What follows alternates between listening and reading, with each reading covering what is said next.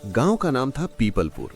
ये एक छोटा सा हरा भरा गांव था जहां सुबह सुबह मुर्गा बांग देता था और पूरी हवा में उसका कड़क कराहना गूंजता था।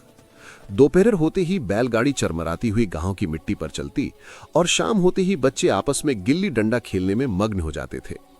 इस गांव में हलवाई की दुकान, चाय वाला और सब्जी मंडी जैसी सारी साधारण चीजें थीं, लेकिन एक चीज की कमी हमेशा महसूस की जाती थी, पिज्जा। बच्चों के लिए यह नाम सिर्फ शहर के वीडियो में सुनने को मिलता था और वे अक्सर सपने में सोचते थे कि पिज्जा कैसा होता होगा, गोल, ऊपर से टपकती हुई चीज और हर कौर में मजा।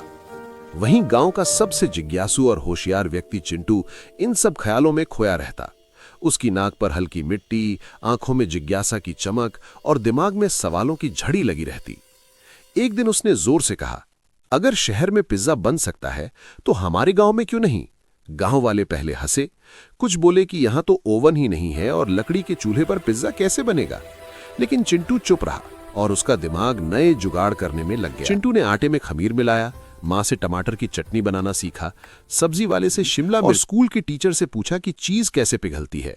फिर उसने सबसे बड़ा देसी जुगाड़ किया, एक पुराना मटका, ईंटें और लकड़ी का चूल्हा। गांव के बच्चे जमा हो गए और उनकी आंखें चमक उठीं। पहला पिज्जा चूल्हे पर रखा गया और फस की आवाज के साथ चीज फैल गई, नीचे जल गई और ऊपर कच्चा रह गया।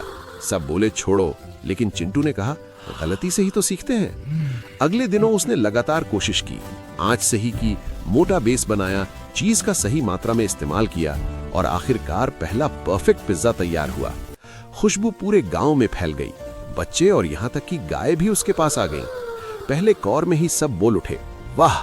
और अगले रविवार को ढोल की थाप और पोस्टर के साथ गांव में चिंटू की देसी पिज्जा दुकान खुल गई। चाय वाले चाचा, हलवाई और सरपंच जी सभी लाइन में खड़े होकर पिज्जा का मजा लेने लगे। इस तरह पीपलपुर गांव ने शहर का पिज्जा नहीं बल्कि अपना ही देसी पिज्जा खोज लिया। और इस कहानी से यही संदेश मिलता है कि अगर सोच सच्ची हो और मेहनत पक्की तो गांव से भी सपने पूरे किए जा सकते हैं। दोस्तों, अगर आपको हमारी कहानी पसंद आई तो जरूर लाइक, सब्सक्राइब और कमेंट करके बताएं कि अगली कहानी किसके बारे में होनी चाहिए। धन्यवाद।